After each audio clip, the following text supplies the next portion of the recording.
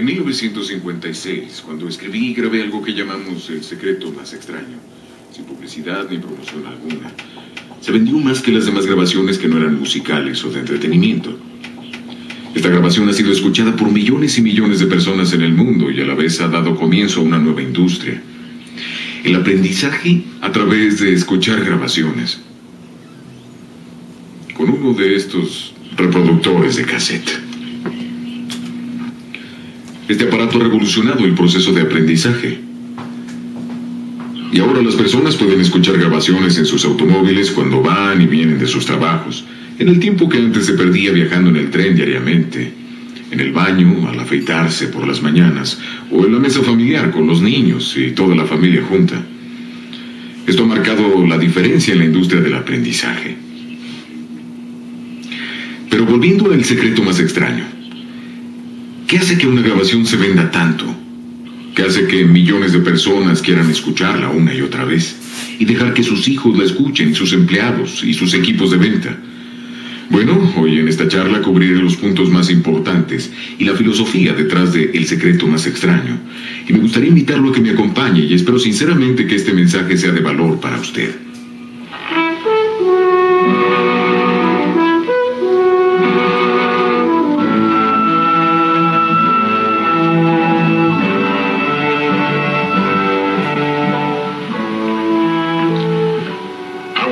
Quiero contarle la historia más interesante del mundo. ¿Por qué alguien se convierte en quien se convierte? ¿Por qué nuestro hijo o nuestra hija crece para convertirse en el tipo de persona en la que se convierte?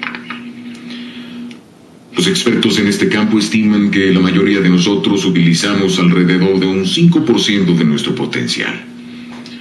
Algunos otros expertos dicen que tan solo el 1%.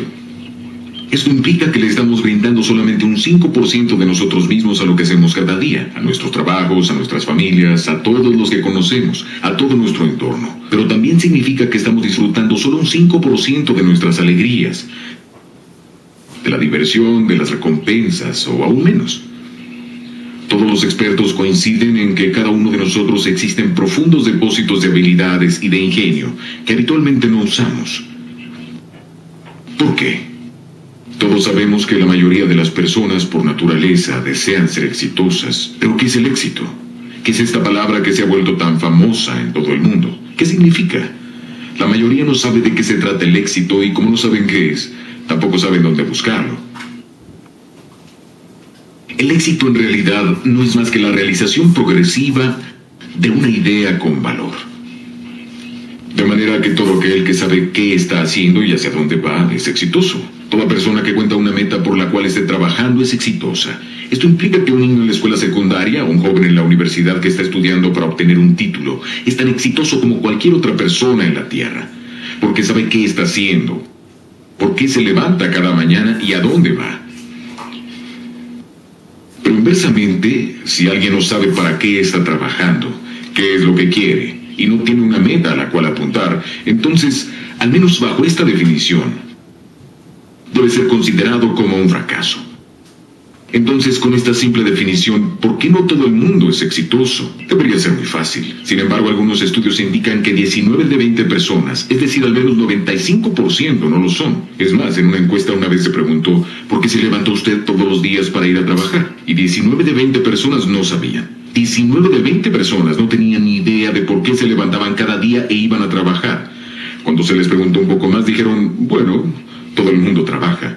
Esa sería en sí misma una buena razón para renunciar. Es más, existe una regla que sería bueno que usted tenga siempre presente. Lo que sea que la gran mayoría haga, bajo cualquier circunstancia, si hace lo contrario, casi seguro que nunca se van a equivocar. Eso es algo para recordar. El problema es que la mayoría está jugando un juego que no tiene premio. Y el nombre del juego es Sigan a los seguidores. Recuerdo la historia de una joyería en un pequeño pueblo. En esta joyería, como en la mayoría de las joyerías, tenían un gran reloj en la vidriera, y el joyero notó que año tras año, cada mañana, un trabajador se paraba a sincronizar su reloj de bolsillo con el reloj en la vidriera. Una mañana el joyero estaba afuera barriendo la vereda y le preguntó a este hombre: dígame, ¿por qué sincroniza su reloj con el de la vidriera cada mañana? Lo he notado todos estos años. El hombre respondió: bueno, yo soy el capataz de la fábrica y me quiero asegurar de que mi reloj está en hora, porque tengo que tocar el timbre de salida todos los días a las 5 de la tarde. El joyero se quedó mirándolo un rato y luego le dijo: eso sí que es gracioso, porque durante todos estos años yo he estado sincronizando el reloj de la vidriera con el timbre de salida de la fábrica. Este es el caso de alguien siguiendo a algo que cree que es lo correcto, pero sin detenerse a verificar su punto de referencia. Entonces quiero sugerirle que desde ahora por lo menos hagamos eso, que verifiquemos nuestros puntos de referencia y nos preguntemos: ¿estas personas que estoy siguiendo van hacia donde yo quiero ir? Déjeme que le cuente la historia de lo que llamaríamos un joven promedio en nuestra sociedad. Desde el momento en que este niño nace hay una sola cosa que puede hacer, y eso es comenzar a pensar, a actuar y a hablar como aquellos que lo rodean. Eso es lo único que puede hacer. Pero sus posibilidades son de 95 contra 5 de que estará pensando, siguiendo y hablando como el grupo equivocado de gente. Todos a su alrededor son muy buenas personas, lo quieren mucho. Harían lo que fuera por él y quieren que sea exitoso, pero las posibilidades son de 95 contra 5 de que ellos no cuentan con las respuestas que este niño necesita para completarse como ser humano y alcanzar ese éxito que desea alcanzar, para poder acceder a esas grandes reservas de habilidades que sabemos que posee. Entonces empieza a ir a la escuela. Lo más importante para un niño en la escuela es sentirse querido por sus compañeros. De manera que a esta temprana edad comienza a seguir a otros niños de su misma edad que no saben nada más de lo que él sabe y que no necesariamente cuentan con la capacidad de ser líderes. Y hará esto el primer año, el segundo, el tercero, el cuarto, el quinto, el sexto, el séptimo, el octavo, año tras año.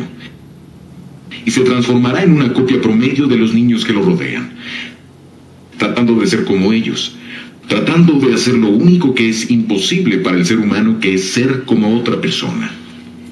Digamos que sigue sus estudios, o va al servicio militar, y de nuevo se encuentra atrapado por la conformidad. Ahora digamos que tiene 25 años, termina su carrera y ¿qué hace? La mayoría vuelve a su pueblo de origen y si está casado al pueblo de su mujer. Pero digamos que vuelve a su pueblo, soltero, y no sabe qué hacer. Está parado en una esquina un día y se encuentra con un amigo de la escuela. Este le dice: hola Carlos, ¿cómo estás?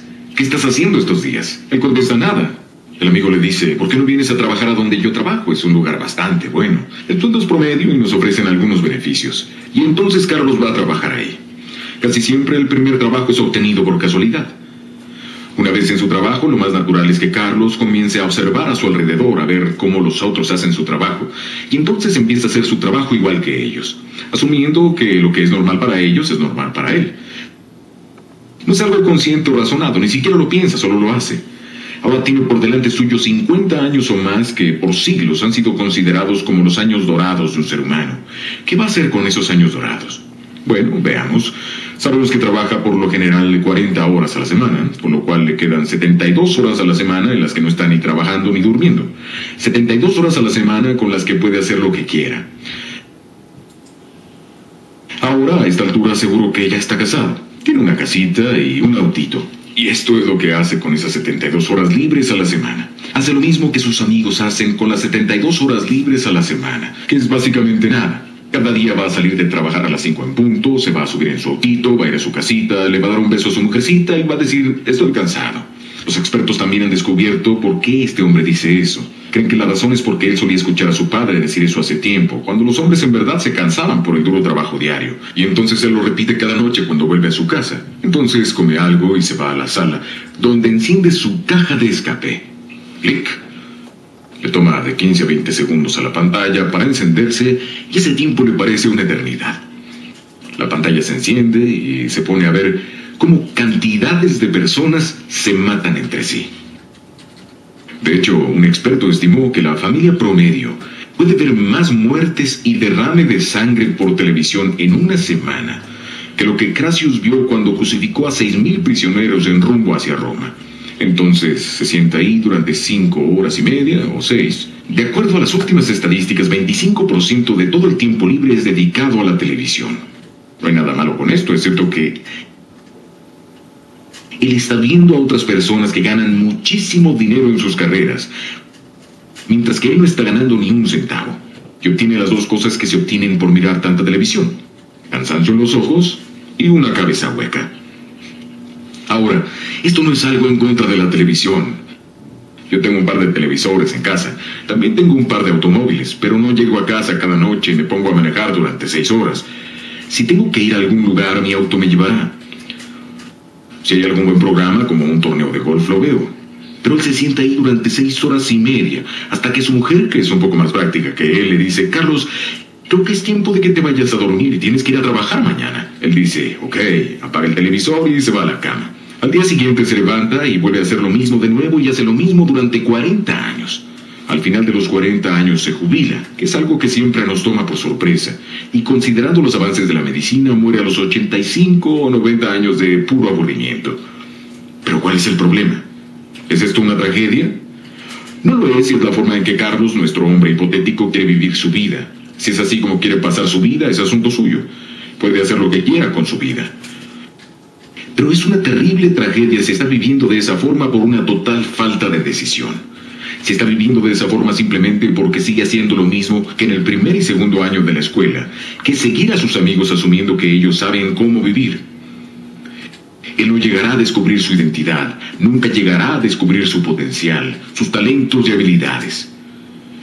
Él nunca sabrá que podía haber obtenido lo que quisiera en la vida, o que podía haber tomado sus propias decisiones. Decidir su propia fortuna. Y eso es una pena. Bueno, entonces, ¿qué necesita? Pienso que lo que necesita es tener una lista de verificación como la que usan los pilotos. Pienso que vivir exitosamente es tan importante como volar un aeroplano. Y estas son algunas de las cosas que pienso que deberían estar en esa lista, que podrían ayudar a este hombre a vivir una vida con más sentido, una vida más interesante, una vida que pueda disfrutar más. La primera cosa que debería tener en esta lista es, en mi opinión, la palabra meta. Un hombre sin una meta es como un barco sin timón. No sabe hacia dónde va. Pertenece a ese 95% que vive día tras día, mes tras mes, como una estrella de mar o como una amiba. Necesita saber hacia dónde va. En los comienzos de la navegación, los navegantes observaron que en la Antártida ocurría algo muy extraño. Se podían ver enormes témpanos de hielo de gran altura sobre la superficie, que se movían en contra del viento. El viento soplaba en esta dirección, pero los témpanos iban hacia el viento, en la dirección contraria. Esto obviamente aterrorizaba a los navegantes, ya que sus embarcaciones se movían con el viento y chocaban con los témpanos. Luego descubrieron que hacían esto porque solo una pequeña parte de los témpanos sobresalía sobre la superficie. La parte más grande de los témpanos estaba debajo, como una raíz arrastrada por las fuertes corrientes marinas, y crecían y se movían de esta manera sin importar los vientos o las corrientes de la superficie. Bueno, esto es lo que un hombre necesita. Necesita contar con raíces profundas, envueltas en las corrientes de su elección, y así se moverá hacia donde él quiera, sin importar los vientos de la superficie de su vida o los problemas a corto plazo. Así podrá llegar a donde él quiera. La segunda palabra en nuestra lista podría ser la palabra actitud. Se la considera la palabra más importante en cualquier idioma porque es nuestra actitud para con el mundo y las personas en el mundo, lo que determinará la actitud que el mundo y sus habitantes tendrán para con nosotros. Es algo simple que todos sabemos, pero que tendemos a olvidar. La gente reaccionará con nosotros de acuerdo a nuestra actitud, y nuestra actitud es el mejor regalo que se nos ha dado. Algunas de las criaturas más pequeñas en el mundo recibieron un regalo de la madre naturaleza llamado coloración protectora, por el cual se pueden mezclar con su entorno sin ser vistas. Pero el ser humano no recibió este regalo porque recibió uno incalculablemente más grande. Solo el hombre tiene el poder casi divino de hacer que su entorno cambie para ajustarse a él, porque su entorno cambiará a medida que él cambie. Su entorno es un espejo que sin clemencia alguna lo refleja a él mismo como ser humano. Si él piensa que su entorno podría mejorarse un poco, todo lo que tiene que hacer es mejorar él mismo. Y su entorno mejorará para reflejar al hombre cambiante. La tercera palabra sería pensar. Pensar es la función más elevada que un ser humano posee. Esto fue muy bien expresado en la obra del autor ganador del premio Pulitzer, Archibald MacLeish, llamada El secreto de la libertad, en la que uno de los personajes dice: lo único acerca del hombre que es del hombre es su mente. Todo lo demás lo puedes encontrar en un marrano o en un caballo. Es verdad. De manera que si queremos desarrollar algo, este es un buen lugar por donde comenzar. Pensar deliberadamente y con un propósito. Pasar un rato cada día enfrente de una hoja de papel en blanco con nuestras metas escritas en la parte superior y desarrollar nuevos puntos de vista y nuevas ideas. El siguiente punto de nuestra lista es lo que podemos llamar la ley de leyes. Así es como Emerson la llamó, su gran ley de causa y efecto. Dice que nuestras recompensas en la vida siempre serán en directa proporción con nuestras contribuciones y nuestro servicio. En realidad todos sabemos eso. Se lo decimos a nuestros niños en la escuela dominical, que así como siembres, así será como coseches. Pero nos olvidamos que es verdad. Si un hombre es infeliz por sus recompensas, todo lo que tiene que hacer es encontrar la forma de aumentar su contribución, su servicio. Lo vemos en la historia del predicador que estaba manejando por una ruta y de pronto se encontró con la granja más hermosa que jamás había visto en su vida. Y vio al granjero en su tractor y le dijo: buen hombre, Dios sí que lo ha bendecido con una hermosa granja. El granjero pensó por un momento y luego contestó: sí, tiene razón, me ha bendecido, pero debería haber visto este lugar cuando lo tenía para él solo. Y el predicador usó esta historia en su sermón el domingo. Se dio cuenta de que a todos los granjeros en esa ruta se les había dado la misma tierra, pero solo uno había hecho algo grandioso con ella. De la misma manera, a cada uno de nosotros se nos ha dado la misma tierra. Se nos ha dado la vida y cada uno puede hacer algo grandioso con ella si queremos. El próximo punto podría ser simplemente la palabra verdad, porque todo lo que hacemos produce una reacción igual y una contraria. Si lo que hacemos no está basado en la verdad, entonces tendrá una base de arena y no se podrá mantener. El próximo punto sería investigación y desarrollo. Ninguno de nosotros querría trabajar o invertir nuestro dinero en una empresa que no tenga un buen departamento de investigación y desarrollo. Una empresa que esté reinvirtiendo un buen porcentaje de las ganancias en investigación y desarrollo, porque su futuro depende de eso, al igual que el futuro del ser humano. Y usted se podría preguntar: ¿cuánto de sus propias ganancias ha invertido este último año en materiales que lo pueden hacer más inteligente este año que el año pasado? Que lo pueden hacer ser un poco mejor, ser más grande como ser humano, quizás poder amar un poco más y odiar un poco menos, y hacer su trabajo un poco mejor que el año pasado. ¿Cuánto dinero está reinvirtiendo en usted mismo y en su futuro? Vale la pena pensarlo. Y finalmente el secreto más extraño. Como dije al principio, ¿qué hace que un niño crezca para convertirse en la persona en que se convierte? Bueno, esta es la razón. Por supuesto que es el resultado de sus genes, que se remontan a miles y miles de años. Y su entorno influye en él, por supuesto. Pero lo que hace que se convierta en la persona que se convierte es que se convertirá en aquello en lo que piensa todo el tiempo. Es así de simple. Nos convertimos en lo que pensamos todo el tiempo, y ese es el secreto más extraño. Es por esto que pensar es vital. Es por esto que una meta es tan importante, porque nos convertiremos en eso. Es por esto que las personas que establecen metas las alcanzan. El problema con las personas no está en lograr sus metas, lo hacen todo el tiempo. El problema está en establecerlas. Eso es todo. Pienso que es bueno recordar que si seguimos a las masas no terminaremos con nada más que con el deseo de haber podido hacer todo de nuevo. Y hasta donde sabemos eso es imposible. Si queremos lograr algo como individuos, necesitamos metas individuales, pensamiento individual, acciones individuales y nunca nos debemos dejar llevar por el grupo. Debemos amarlos, debemos ayudarlos y debemos servirlos. Porque nuestro éxito total depende de nuestra habilidad de hacer esas cosas. Pero no debemos perder nunca nuestra individualidad y nuestra identidad al sumergirnos en algo que históricamente ha demostrado ser nada más que un sofocante mar de falta de rumbo y falta de propósito alguno. Si queremos emular a alguien, adelante, pero seamos selectivos a la hora de elegir los pasos de quién seguir. Es la única vida que tenemos y no olvidemos pensar. La imaginación lo es todo y nos podemos convertir en aquello que podemos imaginar. Y si se encuentra deprimido, como nos sucede a todos de vez en cuando, tal vez quiera tener presente esta frase de Jim Briggs. Él dijo: haz tu trabajo, pero no solo tu trabajo y nada más, sino un poco más. Ese poquito más tiene todo el valor del mundo. Y si sufres, si debes sufrir, o si dudas, si debes dudar, haz tu trabajo. Pon tu corazón en eso y todo el cielo se aclarará. Y luego de tu pura duda y sufrimiento nacerá la dicha plena de la vida. Aunque no lo crea, en este momento en el que hemos llegado a glorificar el tiempo libre, hemos perdido de vista el hecho de que casi todas nuestras satisfacciones y recompensas saldrán no de nuestro tiempo libre, sino de nuestro trabajo. Y no se olvide del secreto más extraño. Nos convertimos en aquello que pensamos.